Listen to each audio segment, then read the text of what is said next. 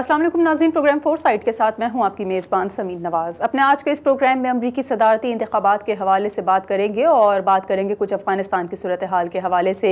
अमरीकी सदारती इंतखाबात 2020 के अब तक के नताइज के मुताबिक जो बाइडन जो हैं वो 46वें सदर मुंतखब हो चुके हैं, लेकिन अमरीका के मौजूदा सदर डोनाल्ड ट्रंप इन इंतखाबी नताइज को अब भी चैलेंज करते हुए नज़र आते हैं और वो अपने मुख्तलिफ अकाउंट्स पर, मुख्तलिफ सोशल मीडिया पर, मुख्तलिफ बयानात में इस बात का इंदिया दे रहे हैं कि दरअसल हकीकी जो उम्मीदवार हैं जीत के वो डोनाल्ड ट्रंप ही हैं और वो कोर्ट में लेकर जाएंगे इन तमाम तर नताइज को और चैलेंज जो करेंगे और फिर जो फैसला अदालत का आएगा उसमें यकीनन जो फतह होगी वो डोनाल्ड ट्रंप का नसीब बनेगी। डोनाल्ड ट्रंप सदर रहेंगे या नहीं रहेंगे, जो बाइडन 40वें सदर अब तक के नताइज के मुताबिक जैसे मुंतखब हुए हैं, तो क्या जो बाइडन की ये जीत वाकई हकीकत में रहेगी और जो बाइडन जो है वो 46वें सदर बाकायदा तौर पर मुंतखब हो जाएंगे या नहीं, इसका फैसला अब से कुछ घंटों में हो जाएगा जब अदालत में तमाम तर चीज़ें जाएंगी और फिर उनके फैसले सामने आ जाएंगे। अब तक सरकारी ज़राए के मुताबिक बाकायदा तौर पर इस बात का ऐलान नहीं किया गया है कि जो बाइडन फातेह हैं और जो बाइडन सदर मुंतखब हो चुके हैं। इस पर हम कुछ बातचीत करेंगे कि जो बाइडन की जो जीत के नताइज इस वक्त सामने आ रहे हैं कितने वो दुरुस्त हैं, कितने वो गैर मुसद्दिक़ा या तस्दीक याफ्ता हैं, इस पर कुछ गुफ्तगू करेंगे। साथ साथ अफगानिस्तान की सूरत हाल के हवाले से बातचीत करेंगे कि वहाँ पर अमन व अमान की कोशिशों के हवाले से जो कुछ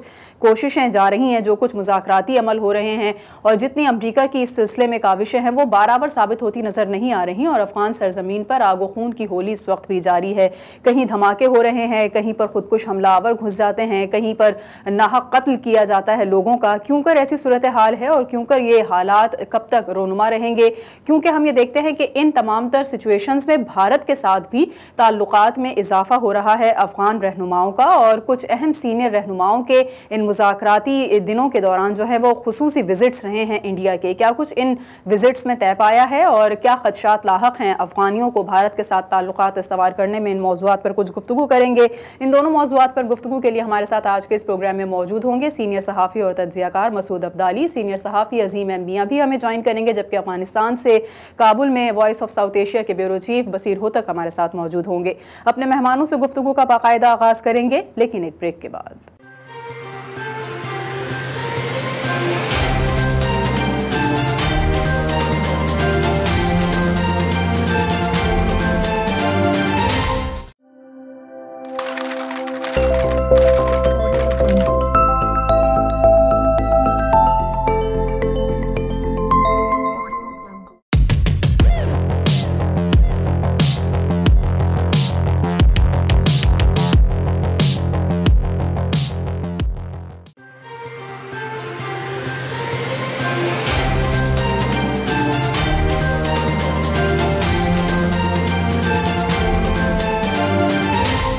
वेलकम बैक नाज़रीन, प्रोग्राम फोरसाइट में एक बार फिर आपको खुश आमदीद कहेंगे। जो बाइडन जो हैं वो नौमुंतखब सदर के तौर पर इस वक्त देखे जा रहे हैं। अपना पहला खिताब भी उन्होंने किया है और उनका ये कहना है कि भारी अक्सरियत से वो ये इंतखाबात जीत चुके हैं। मसूद अब्दाली हमारे साथ गुफ्तगू के लिए मौजूद हैं। बहुत शुक्रिया मसूद साहब, आपने वक्त दिया। अब तक के जो नताइज सामने आए हैं, जो रिजल्ट जिन स्टेट्स के वाजे हो सके हैं, उसमें भारी अक्सरियत नज़र आ रही है जो बाइडन की और वो ये कहते नज़र आते हैं कि उन्होंने अमरीकी तारीख में पहली मरतबा इतने वोट हासिल किए हैं और किसी सदर को इतनी भारी तादाद में वोट मिले हैं। तो क्या आप समझते हैं कि अब जो बाइडन जो है वो सदर मुंतखब हो चुके हैं, अब क्या सूरत हाल होगी, क्या हालात होंगे?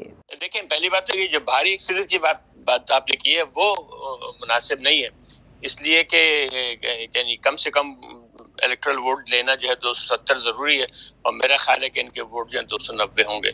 तो उस लिहाज से यानी बड़ा कांटेदार मुकाबला था, बिल्कुल यानी क्लियर कट विक्ट्री। वैसी यानी कामयाबी नहीं, वैसे नहीं है कि उन्होंने कोई क्लीन स्वीप किया हो। बहरहाल ये एक अच्छा मुकाबला था। अब सूरत हाल ये है कि बहुत सारी रियासतों में जो फ़र्क है इनमें और बाइडन साहब में वो 1% से कम है और अमरीकी कानून के तहत अक्सर काउंटीज में कानून है कि अगर पहले और दूसरे नंबर के उम्मीदवार के दरमियान 1% और बाद जगह आधा फीसद से कम हो तो ऑटोमेटिक रिकाउंटिंग हो जाती है। खुद ब खुद जो है रिकाउंटिंग की दरखास्त बनी, अगर उम्मीदवार रिकाउंटिंग दरखास्त दे दे तो उसको कोर्ट कचहरी की जरूरत नहीं, उसके बुनियाद पर वो रिकाउंटिंग हो जाती है। तो जो अभी की इत्तलात है वो ये कि सदर ट्रंप ने विस्कॉन्सिन में, मिशिगन में, एरिज़ोना में और इस जॉर्जिया में और पेंसिल्वेनिया में वो दरखास्त दे रहे हैं रिकाउंटिंग की। अच्छा, एक दिलचस्प बात है कि अमेरिका में रिकाउंटिंग मुफ्त में होती है, बड़े पैसे खर्च होते हैं। आमतौर से एवरेज 75 सेंट या $1 फी वोट یعنی اس کی فیس دینی ہوتی ہے. تو اس کے لیے انہوں نے ایک فنڈ ریزنگ مہم بھی شروع یعنی انہوں نے احتیاط جمع کرنے کی مہم بھی شروع کر دی ہے ریپبلکن پارٹی نے کہ وہ ریکاؤنٹنگ کے اخراجات اس کے لیے ادا کیے جائیں. تو یعنی اس سینس میں لیکن ایک اور بات بھی کہ تاریخ یہ بتاتی ہے کہ امریکہ میں آج تک ریکاؤنٹنگ سے نتائج بدلے نہیں ہیں. جب بھی ریکاؤنٹنگ ہوئی آپ کو یاد ہوگا 2016 میں ہیلری کلنٹن نے وسکانسن اور مشیگن میں ریکاؤنٹنگ کروائی تھی لیکن اس کا کوئی نتیجہ اس سے نتائج تبدیل نہیں ہوئے. تو نتائج تو یعنی بظاہر تو ایسا لگتا ہے کہ نتائج تبدیل نہیں ہوں گے اور نتائج یہی رہیں گے اور جو بائیڈن صاحب جو ہیں وہ وہی نئے امریکی صدر ہوں گے. لیکن بہرحال یعنی اس بات کا امکان موجود ہے اس لیے کہ 4-5 ریاستوں میں بہت ہی سخت مقابلے پلس ابھی 2-3 ریاستوں میں یعنی جارجیا میں، نارتھ کیرولینا میں اور بعض اطلاعات کے مطابق ایریزونا میں گنتی مکمل نہیں ہوئی. اس کی وجہ یہ ہے کہ جو میل ان بیلٹس ہیں وہ اس کے لیے بعض اوقات ایک ہفتے کا انتظار کرتے ہیں لوگ. تو وہ منگل کے دن چونکہ منگل کا الیکشن ہوا تھا تو اگلے منگل کو وہ نتائج جو ہیں 12 یا 11-12 نومبر کو تک وہ انتظار کریں گے جس کے بعد ایک آخری گنتی ہوگی. تو اور جس طرح سے اس دفعہ ووٹ ڈالے گئے ہیں میل ان سے لوگوں کا خیال ہے شاید چند ہزار بیلٹس اور آ جائیں اور فرق چونکہ اتنا کم ہے بعض جگہوں کے اوپر کہ نتائج میں تبدیلی ہو سکتی ہے. لیکن ایک اہم بات یہ ہے کہ اس دفعہ کا ٹرینڈ یہ رہا ہے کہ میل ان بیلٹ جو ہے وہ 80% کے قریب ہے، 80% قریب میل ان بیلٹ جو بائیڈن کے حق میں تھے.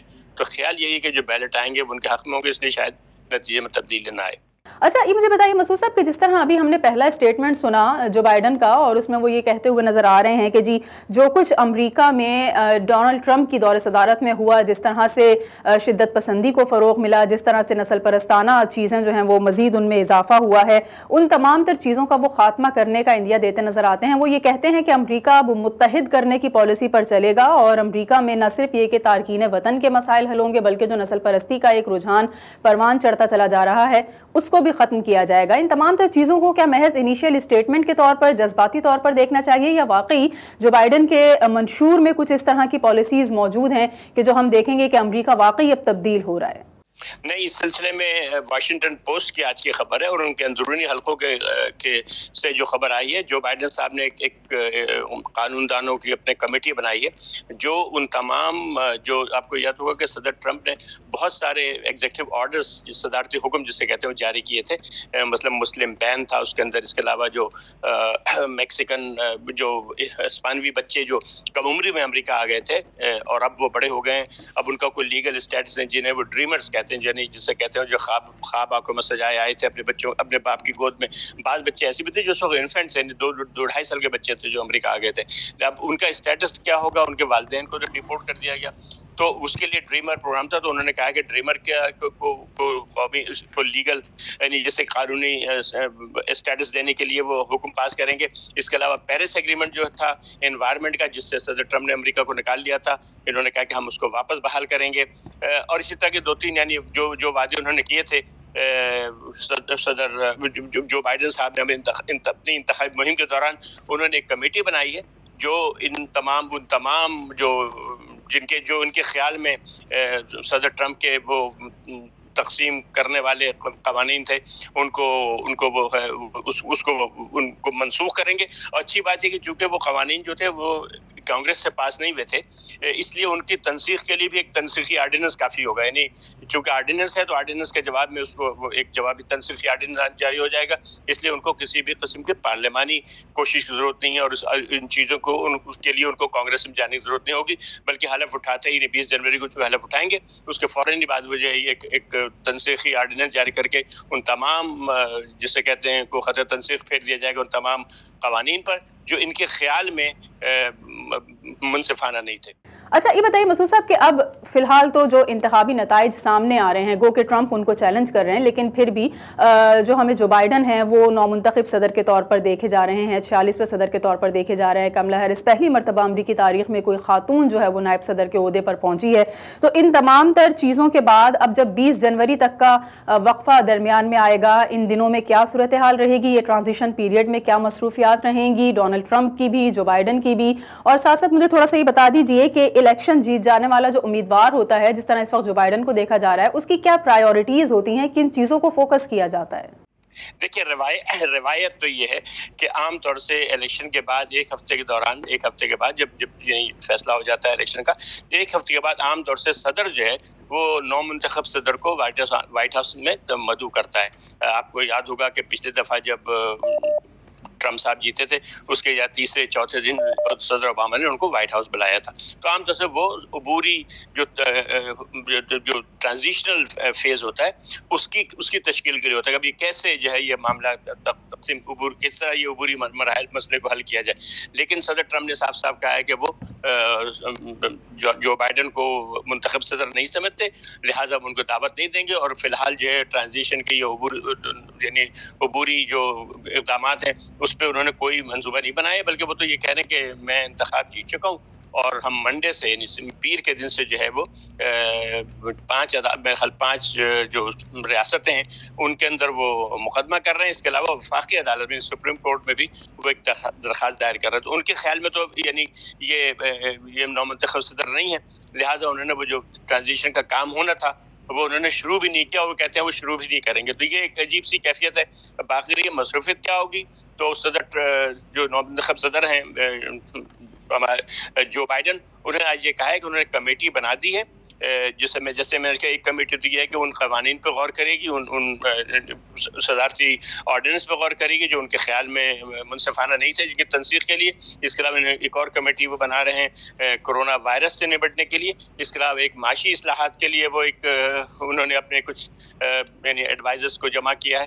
تو وہ تو بظاہر تو ایسا لگ رہا ہے کہ جو بائیڈن جو ہے وہ تو تیاری کر رہے ہیں اقتدار سنبھالنے کی 20 جنوری سے، اور اس سے پہلے جو کچھ ان کے جو ایجنڈا تھا، جو منشور تھا، اس پر انہوں نے عمل درآمد کا آغاز بھی کر دیا ہے. لیکن ظاہر کہ یہ جو بڑا مسئلہ تو ٹرانزیشن کا ہوتا ہے، اس لیے کہ اتنا بڑا نظام ہے، بیوروکریسی ہر جگہ ظاہر بڑی مشکل چیز ہوتی ہے. پر امریکہ 50 ریاستیں ہیں، وفاق کے دفاتر پورے امریکہ میں ہیں، تو یہاں ٹرانزیشن کام بڑا اہم ہے. لیکن بظاہر ایسا لگ رہا ہے کہ صدر ٹرمپ اس میں تعاون کرنے کے لیے تیار نہیں ہے.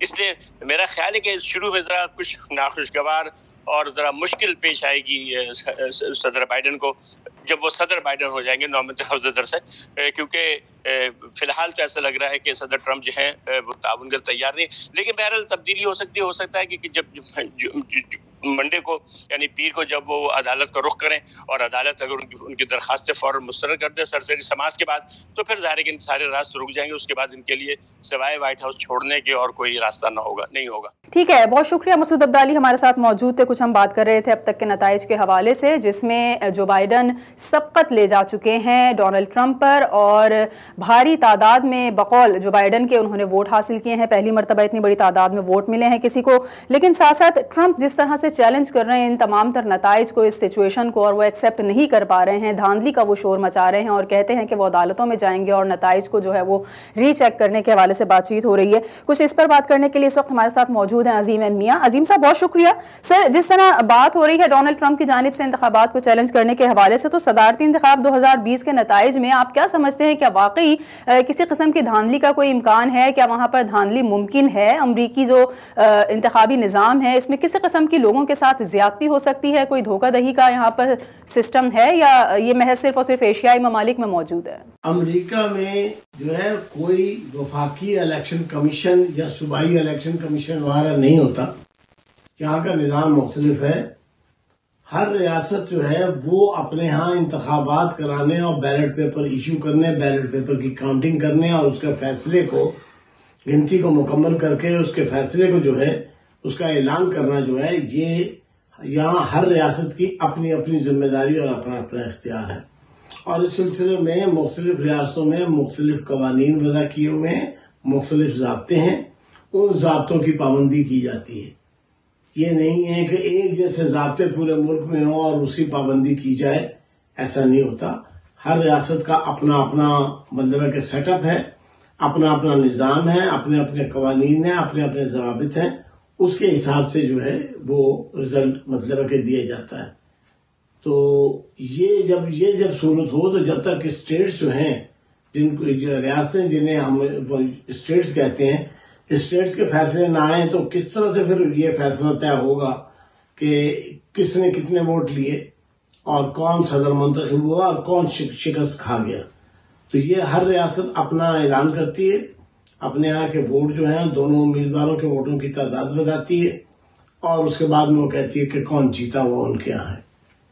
تو یہ کوئی اس کو کہیں سینٹرلائز کر کے کوئی ایسا ادارہ نہیں ہے جو یہ کہے کہ جناب اس اسٹیٹ سے اتنے ملے، اس سے اتنے ملے. یہ میڈیا خود والنٹری کرتا ہے، لیکن یہ ہے کہ ہر ریاست اپنے ووٹ، اپنا نظام، اپنی گنتی دیتی ہے، اپنے قواعد کے مطابق گنتی کرتی ہے. بیلٹ پیپر بھی اپنے قواعد کے تحت بناتی ہے.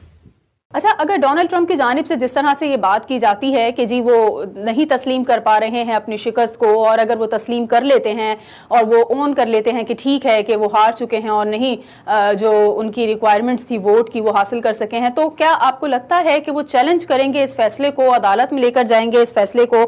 کتنا وقت لگ سکتا ہے عدالت کی جانب سے ڈیسیژن سامنے آنے میں؟ اس حوالے سے وہ کیا فیصلہ دے گی اور اس میں مزید کتنا وقت درکار ہوگا؟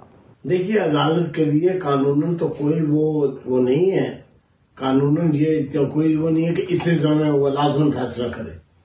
لیکن یہ ہے کہ پہلی بات کہ آلریڈی جو ہے بائیڈن نے مختلف جو ریاستیں ہیں ان کی سپریم جو عدالتیں ہیں اس میں شکایات درج کرائی ہیں، پٹیشنیں دی ہیں، اعتراضات اٹھائے ہیں، یہ سارا کام کیا، جس کا مطلب یہ ہے کہ وہ فیصلے کو نہیں مانتے. اب اس کے بعد یہ ہے کہ کتنے دنوں میں عدالتیں کریں گی، یہ ہر ریاست کی سپریم کورٹ پہلے فیصلہ کرے گی کہ بھئی کون جیتا ہوا ہے، کون ہارا ہوا ہے، اور اس کے لیے جو ہے وہ سارے ریکارڈ کو نظر میں ڈالے گی. عام طور سے جو ہے، اور پھر یہ ہے کہ وہ یہ دیکھے گی کہ جو اعتراضات اس میں شکایات میں اٹھائے گئے ہیں وہ اعتراضات جائز ہیں یا ناجائز ہیں، اور اس کی بنیاد پر وہ فیصلہ دے گی. لیکن عموماً جو ابھی تک دیکھا گیا ہے کہ صدارتی تنازعات، الیکشن کے جو تنازعات وغیرہ ہوتے ہیں ان کا فیصلہ جلدی کر دیا جاتا ہے. ایک آدھ ہفتے کے اندر ساری صورتحال جو ہے ایک ہفتے کے اندر واضح ہو جائے گی کہ اگر یہ ساری پٹیشنیں جو داخل کی گئی ہیں مختلف عدالتوں میں ان کا کیا بنا، فیصلہ کیا ہوا، اور جیتا ہوا امیدوار کون ہے، بائیڈن ہے یا ٹرمپ ہے.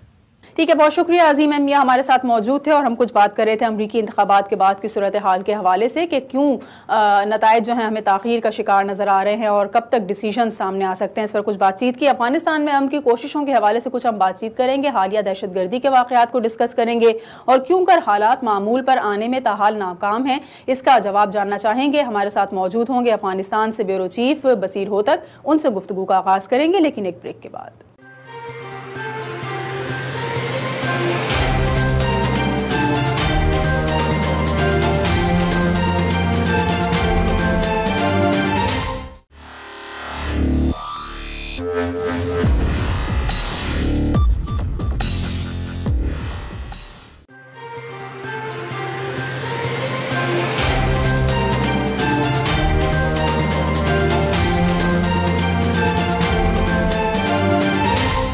ویلکم بیک ناظرین. پروگرام فور سائٹ میں ایک بار پھر آپ کو خوش آمدید کہیں گے. افغانستان کابل سے bureau chief Voice of South Asia Basir Hotak ہمیں جوائن کر چکے ہیں. بہت شکریہ بصیر صاحب وقت دینے کے لیے. افغانستان میں امن کی متعدد کوششوں کے باوجود آخر کیوں کر افغان سرزمین پر امن بحال نہیں ہو پا رہا ہے، اور کیوں ہم یہ دیکھتے ہیں کہ ایک کے بعد دوسرا دہشت گردی کا یا بدامنی کا واقعہ رونما ہو جاتا ہے؟ دیکھیں، طالبان امریکہ کے درمیان دوحہ معاہدے میں اس بات کا ذکر کیا گیا ہے کہ 5000 طالب قیدیوں کی رہائی کے فوراً بعد بین الافغانی مذاکرات شروع ہونے تھے.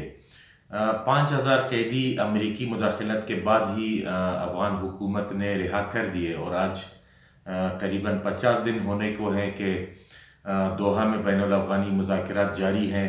تاہم بدقسمتی سے اطلاعات یہی ہے کہ اب تک طالبان اور افغان حکومت کے مندوبین کے درمیان مذاکرات کے ایجنڈے پر ہی مفاہمت پیدا نہیں ہوئی ہے. دوسری جانب سردی کے موسم کے شروع ہونے کے ساتھ ساتھ جنگوں میں بھی اضافہ دیکھنے میں آ رہا ہے. مذاکرات میں پیش رفت نہ ہونے کی دو بڑی دلیل ہیں. ایک یہ کہ طالبان مزاحمت کاروں کا اصرار ہے کہ یہ بین الافغانی مذاکرات طالبان امریکہ ڈیل کے نتیجے میں کیے جانے والے معاہدے کے شامل شقوں کی ترتیب سے کیے جانے چاہیے، جبکہ افغان حکومت کا کہنا ہے کہ یہ مذاکرات دین اسلام و شریعت کے اصولوں پر ہونے چاہیے. دوسرا یہ کہ افغان حکومت کا اصرار ہے کہ مذاکرات کے شروع ہونے پر طالبان کو جنگ بندی کا اعلان کر دینا چاہیے. تاہم طالبان مذاکرات کے ساتھ ساتھ جنگ جاری رکھنے پر زور دے رہے ہیں۔ اگرچہ پہلے طالبان مزاحمت کار افغان حکومت کے نام پر مذاکراتی مندوبین سے ملنے تک سے بھی انکاری تھے، تاہم اب وہ ایک میز پر ان سے گفتگو کرنے کے لیے بیٹھنے پر رضامند ہو چکے ہیں، لیکن مذاکرات میں کسی قسم کی پیش رفت نہیں ہو سکی ہے۔ یہ بھی بتاتے چلیں کہ طالبان اور افغان رہنماؤں کے درمیان بین الاقوامی مذاکرات کی کامیابی کے لیے قطر کی حکومت کی جانب سے شمولیت اور امریکی ایلچی برائے افغان مصالحت ڈاکٹر زلمے خلیلزاد کی جانب سے بھی شمولیت کی خواہش کو دونوں فریقین کی جانب سے مسترد کی جا چکی ہے۔ سردست حقیقت یہی ہے کہ مذاکرات میں کسی قسم کی پیش رفت نہیں ہو رہی ہے اور دوسری جانب افغانستان میں جنگ کا محاذ گرم ہے۔ ہلمند اور کندھار میں جنگوں سے سینکڑوں افراد جان باک ہو چکے ہیں اور ہزاروں کی تعداد میں عام شہری اپنے گھر بار ترک کر کے پرامن علاقوں کی جانب منتقل ہو چکے ہیں۔ دیگر شہری علاقوں میں بھی روزمرہ دھماکوں اور حملوں سے عام شہری متاثر ہو رہے ہیں، جبکہ اسی بنا پر عام افغانوں کے درمیان قیام امن کے لیے جو امیدیں پیدا ہو گئی تھی، مذاکرات کے طول پکڑنے پر وہ بھی دم توڑتی ہوئی محسوس ہو رہی ہے۔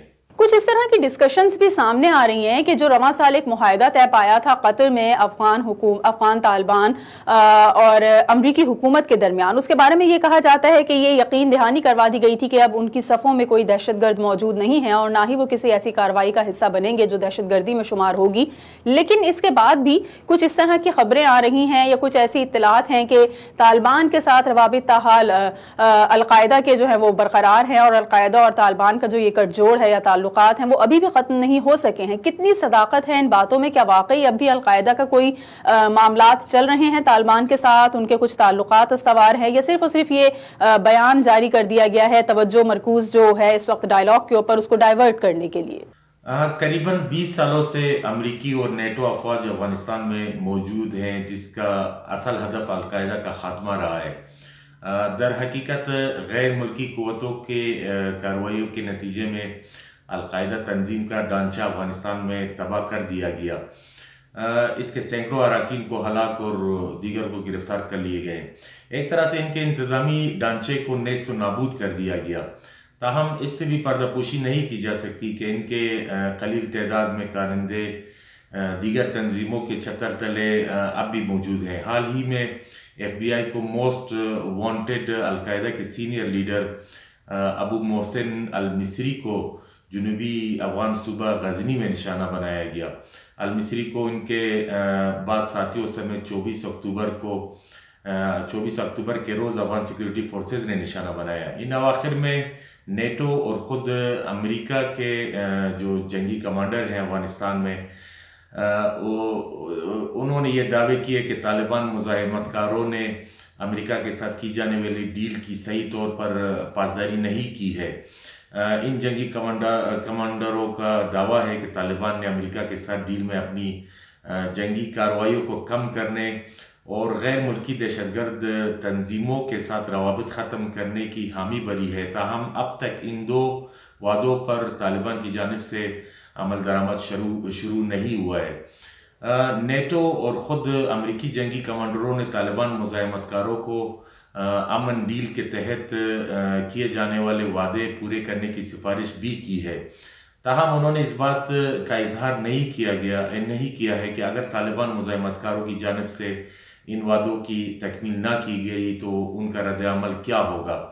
اگرچہ اس بابت طالبان مزاحمت کاروں کی جانب سے اب تک کسی قسم کے رد عمل کا اظہار نہیں کیا گیا ہے، تاہم اسی طرز کی ایک report special inspector general for Afghanistan reconstruction یا سیگار نے بھی شائع کی ہے، جس میں بتایا گیا ہے کہ طالبان امریکہ ڈیل کے بعد سے افغانستان میں حملوں میں 50% اضافہ دیکھنے میں آیا ہے۔ سیگار کے تازہ رپورٹ کے مطابق جولائی سے ستمبر کے مہینوں تک کے 3 مہینوں کے دوران مختلف حملوں میں اب تک 2600 افغان شہری جان باک یا زخمی ہو چکے ہیں، جو کہ امن معاہدے کی کلی خلاف ورزی ہے۔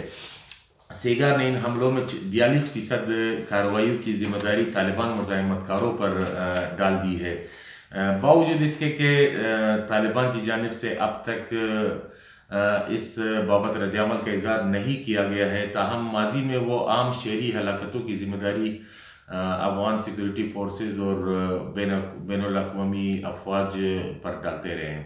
پھر ہم یہ دیکھتے ہیں کہ اس وقت جو حالیہ وزٹس ہو رہے ہیں بھارت کے، اور یہ وزٹس جو ہیں وہ ایک ایسی شخصیات کے وزٹس ہیں جو خاصی بااثر شخصیات تصور کی جاتی ہیں، چاہے وہ انٹرا افغان ڈائلاگ کے حوالے سے ہو یا وہ افغانستان میں جو حکومت قائم ہے ان کے حوالے سے۔ تو کچھ ایسی شخصیات کے وزٹس یا ان کے دورے بھارت کے ایک ایسے موقع پر کہ جب اہم مذاکرات چل رہے ہیں، انٹرا افغان ڈائلاگ چل رہے ہیں اور افغانستان میں جو امن کی کوششیں بحال کرنے کی بات چیت کی جا رہی ہے وہ آخری مراحل میں ہے، تو اس وقت بھارت کے دوروں کا کیا مقصد ہے، کیوں کر یہ دورے کیے جا رہے ہیں، اور ان سے کیا خدشات ہیں کہ اگر یہ وزٹس اسی طرح تواتر سے چلتے رہے تو کیا افغانستان میں امن بحال نہیں ہو سکے گا؟ کیا اس کا تمام تر مقصد ہے؟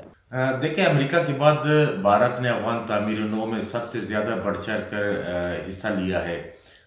بھارت موجودہ افغان حکومت کا حامی اور اس کے ساتھ اچھے تعلقات رکھتا ہے، چونکہ بھارت بھی دیگر ہمسایہ ممالک کی طرح افغان قیام امن میں دلچسپی لے رہا ہے، اس لیے بھی اس کے کردار کو نظر انداز نہیں کیا جا سکتا ہے۔